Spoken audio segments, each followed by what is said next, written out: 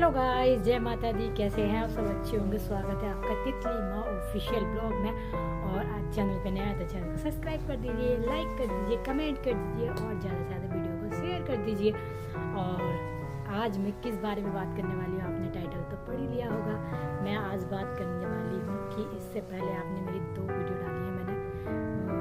एक जो पहले नंबर की है, मतलब मनोना धाम वाली। आज मैं उस बारे में बात करने वाली हूँ कि मनोना धाम में किस तरीके से क्या मुझे दर्शन हुए हैं या नहीं हुए हैं, वो भी सब मैं आपको बताने वाली हूँ इसी वीडियो में कि मुझे दर्शन हुए हैं या नहीं हुआ है। थोड़ा गला खराब है, उसके लिए सॉरी। और मनोना धाम में मुझे दर्शन हुए हैं या नहीं हुए हैं, ये बात मैं आपको इस वीडियो में बताने वाली हूँ कि मनोना धाम के अगर आप सब जा रहे हो तो मनोना धाम में किस तरीके से दर्शन कर सकते हो, कैसे जा सकते हो, क्या कर सकते हो, वहाँ क्या भीड़ ज़्यादा है वहाँ या भीड़ कम है, आप सबको इस वीडियो में आज मैं बताने वाली हूँ। सबसे पहले हम गए थे, उठे सुबह 5:30 बजे। 5:30 बजे हम घर से बाहर निकल गए थे। हम हल्द्वानी से मनोना धाम के लिए चले गए थे।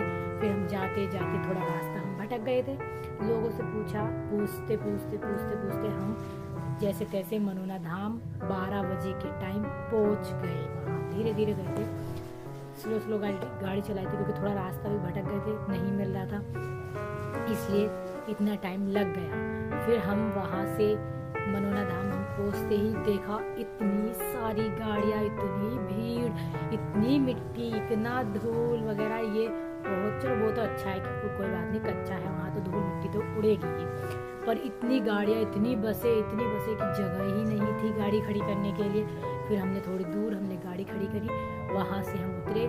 फिर हम आगे गए और किसी से पूछते कि यहाँ से कितनी दूर है मंदिर, तो किसी ने बोला कि थोड़ी सी दूर है, किसी ने बोला थोड़ा और ज़्यादा आगे जाओगे तब मंदिर पड़ेगा। पर हम चलते गए और आप सबने देखा होगा वीडियो में कि हम मनोना धाम के दर्शन करने के लिए गए। फिर सबने बोला कि आप पहले प्रसाद लो, खाटू श्याम बाबा का प्रसाद चढ़ेगा पहले मंदिर पे, फिर वहाँ से प्रसाद लेने के बाद आप बोतल लोगे, बोतल लेने के बाद आप सीधा बाबा वाली लाइन में लग जाओगे। तो हमने प्रसाद लिया, खाटू श्याम बाबा के मंदिर प्रसाद चढ़ाने के लिए हम लाइन में लग गए। वो भी लाइन इतनी लंबी लाइन कि हम 12 बजे वहाँ पहुँचे, लाइन में लगे। चलो वो तो जल्दी आ गया था, 1-1.5 घंटे में हमने दर्शन कर लिए थे। वहाँ से दर्शन करने के बाद हमने पानी की जल की बोतल ली, जल की बोतल लेके फिर बाबा वाली लाइन में लग गए। हम लगे बाबा वाली लाइन में 1 बजे के टाइम पे हम बाबा की लाइन में लग गए और हम लगे रहे, हम बैठे रहे। इतना टाइम हो गया, लाइन चलने का नाम ले रही कि बाबा 8 बजे बैठेंगे शाम को, और 1 बजे से हम लाइन में बैठे ही रहे। लाइन चल ही नहीं रही थी कि बाबा कब बैठेंगे, कब 8 बजेंगे, कब 8 बजेंगे। कोई कह रहा 7 बजेंगे तब बैठेंगे बाबा, कोई कह रहा 6 बजे बैठेंगे बाबा, कोई कह रहा 8 बजे बैठेंगे। मुझे कुछ समझ नहीं आ रहा कि बाबा बैठेंगे तो कब बैठेंगे, बाबा का कोई टाइम नहीं है वहाँ।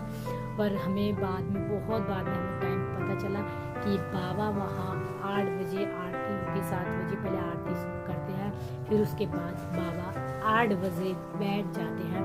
और वहाँ बैठने के बाद आपको दर्शन हो गए तो अच्छी बात है, नहीं दर्शन हुए तो आप वापस आ सकते हो निराश होकर।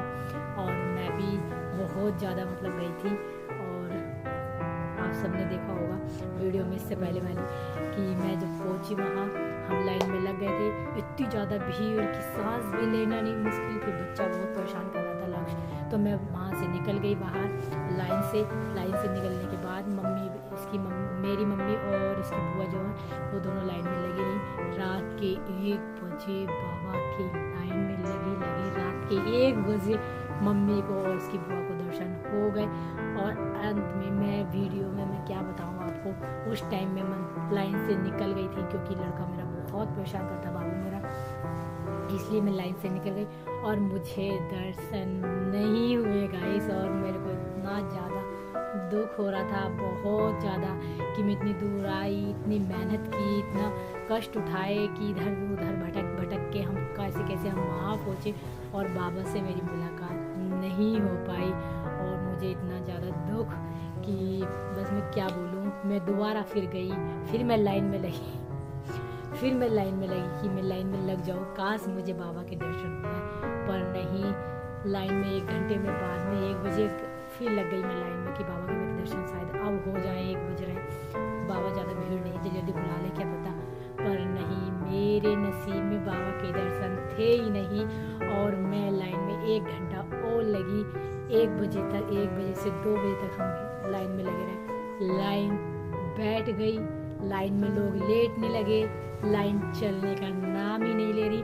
तो किसी ने बताया आके बाबा 1 बजे उठ गए हैं। और बहुत निराश होने के बाद हम फिर वापस आ गए कि हमें दर्शन शायद नहीं होंगे। और हमने बहुत कष्ट उठाए, फिर भी हमें दर्शन नहीं हुए। क्या पता हमारी भक्ति में मतलब शक्ति नहीं है, तो इसलिए हमें बाबा नहीं मिल पा रहे हैं। और एक दीदी और थी मेरे साथ में, उनको भी दर्शन नहीं हुए, हम दोनों ही रह गए। हम 4 जब गए थे तो दोनों दर्शन किए और हम 2 रह गए। बहुत दुख के साथ हमें फिर वापस आना पड़ा। रात को सुबह के हम 5 बजे, 5:30 बजे अपने घर पहुँचे और पहुँच के फिर हमने आराम किया, खड़े खड़े पूरे दिन, खाया पिया कुछ था नहीं वहाँ। चक्कर आने लगे थे, धूल मिट्टी में मेरे को थोड़ी एलर्जी है, तो इस चक्कर में मेरे को ना चक्कर आने लगे, तो फिर मैंने कुछ नहीं खाया पिया। घर आने के बाद आराम किया, सो के हम 12 बजे उठे। दिन में कोई 12 बजे उठा, कोई 11 बजे उठा, ऐसे उठ गए सब सो के। फिर नहाए धोए, क्योंकि हाथ मिट्टी में, सब पैर हाथ सब सने थे मिट्टी में, क्योंकि वहाँ मिट्टी बहुत ज़्यादा थी। और अगर आप भी जाना चाहते हैं गाइस, तो पहले पूरी जानकारी देख लीजिए, ये वीडियो पूरी देख लेना।